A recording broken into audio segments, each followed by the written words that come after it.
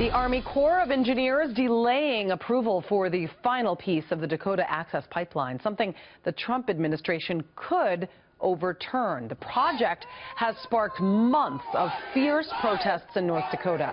Opponents arguing the 1,100-mile pipeline would be an environmental disaster, threatening water supplies and damaging sacred tribal lands. William Lajeunesse has more.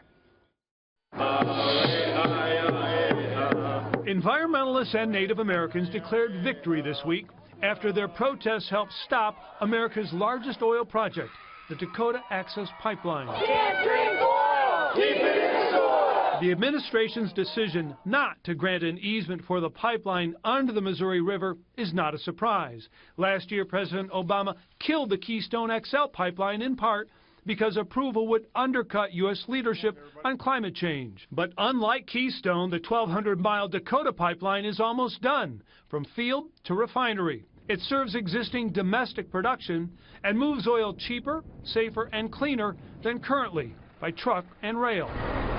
I have two sons and I have two granddaughters, and they will make their life a living hell if they're allowed to keep building infrastructure and keep using fossil fuels. During a day of protests around the U.S., environmentalists attack those who use oil until a filmmaker asks the same question of them. Does that not make you a hypocrite coming in an oil-propelled vehicle to protest oil? No, it does not make me a hypocrite. Are you with the oil I'm with the press. Hey, let go of that, sir. Can you make sure his is deleted? He's filming this right here. He's taking it with him. Elsewhere, protesters complained about being photographed in public. They say no cameras during the sprayer. And organizers warned everyone not to speak to the press. Anybody going to be asking you questions? Where we're going, what we're doing, how we're doing it.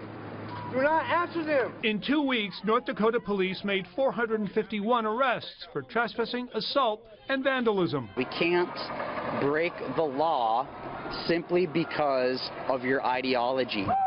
You don't have the right to trample on others' rights because you believe so strongly in something. That is not what America is about. Twice, protesters overwhelmed security, setting fires and destroying 12 construction vehicles. Protesters are trying to kill the pipeline in any way they can, through the courts, through government, or by ruining the equipment. They've been looking for the actual drill that is going to go underneath the Missouri River, thinking that if they can destroy the drill, they can kill the pipeline. What they don't know is that drill is already here. The pipeline is not on Indian land, but north of it. Still, the tribe claims it disturbs sacred sites, even though Native American monitors and state archaeologists reviewed the route. Just because something's legal doesn't make it right. The Standing Rock Sioux chairman told the UN panel the pipeline threatens the tribe's way of life, even though you can't see it.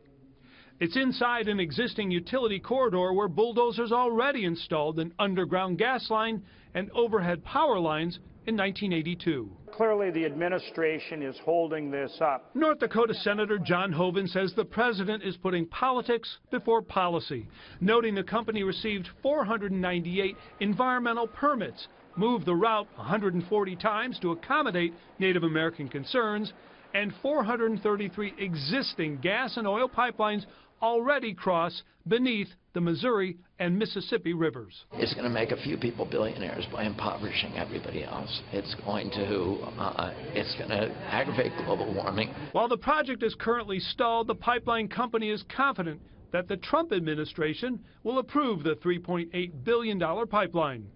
In Cannibal, North Dakota, William Lajeunesse, Fox News.